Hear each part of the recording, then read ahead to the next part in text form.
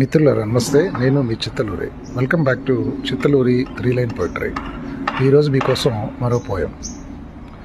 నోటికి చేతికి మధ్య దూరం తగ్గాలంటే రెక్కలు పెద్దవి చేసుకోవాలి. ఐ రిపీట్, నోటికి చేతికి మధ్య దూరం తగ్గాలంటే రెక్కలు పెద్దవి చేసుకోవాలి. ఇదండి పోయం.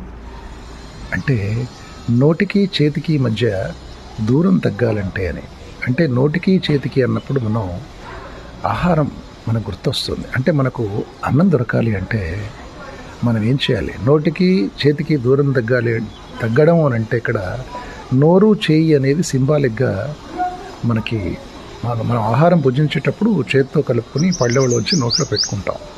అంటే మనకు ఆహారం దొరకటం అని కవి సమయంలో దీన్ని చెప్పుకుంటాం. ఇక 3వ లైన్లో కవి ఏమన్నాడు అంటే రెక్కలు పెద్దవి చేసుకోవాలి అన్నాడు. రెక్కలు పెద్దవి చేసుకోవటం అంటే మరి రెక్కలు అంటే కష్టానికి ప్రతీక. రెక్కల కష్టం అంటాం.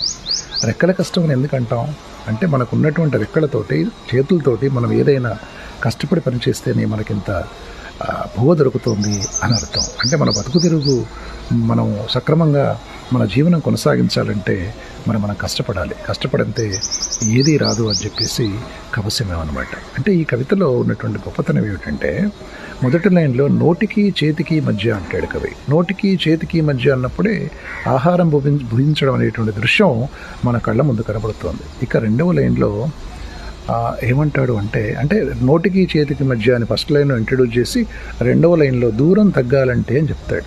అంటే నోటికి చేతికి మధ్య దూరం తగ్గాలి అంటే మనకు ఆహారం దొరకాలి అంటే అని చెబుతూ 3వ లైన్లో రెక్కలు పెద్దవి చేసుకోవాలి అంటాడు. అంటే రెక్కలు పెద్దవి చేసుకోవడం అనే దాంట్లో ఒక ఫిజికల్గా మనకు ఒక దృశ్యం ఏంటంటే చేతులు పొడవు చేసుకోవాలి అని మనం అనుకుంటాం. అంటే నిజానికి చేతులు పొడవుగా ఉండాలంటే నిజానికి చేతులు పొడవు చేసుకోవడం అని కాదు. ఇక్కడ రెక్కలు పెద్దవి చేసుకోవడం అంటే మనం కష్టపడాలి అని, అంటే మనం కష్టపడి పని చేయాలి అని. మనం ఎంత కష్టపడి పని చేస్తే, ఎంత హార్డ్ వర్క్ చేస్తే, ఎంత శ్రమ చేస్తే అంత ఫలితం మనకు తప్పకుండా ఉంటుంది. కాబట్టి కష్టే ఫలి శ్రమే ఫలి అన్నట్టుగా మన శ్రమతోనే కదా, అంటే శ్రమ ద్వారానే మనం కష్టపడటం ద్వారానే శ్రమ చేయడం ద్వారానే మనం మంచి పొజిషన్లో ఉంటాం. అది ఏ రంగమైనా కావచ్చు, ఎవరైనా కావచ్చు. కాబట్టి ఇక్కడ రెక్కలు అనేవి కష్టానికి ప్రతీకగా కవి వాడాడనమాట. ఇంత అద్భుతమైనటువంటి దృశ్యాన్ని తెలియజేస్తూ ఒక మంచి సందేశాన్ని ఇచ్చినటువంటి మంచి పోయంగా ఇది మనం చెప్పుకోవచ్చండి. ఇది అందుకే నోటికి చేతికి మధ్య దూరం తగ్గాలంటే రెక్కలు పెద్దవి చేసుకోవాలి అంటాడు కవి. మరి మీకు నచ్చింది అనుకుంటాను.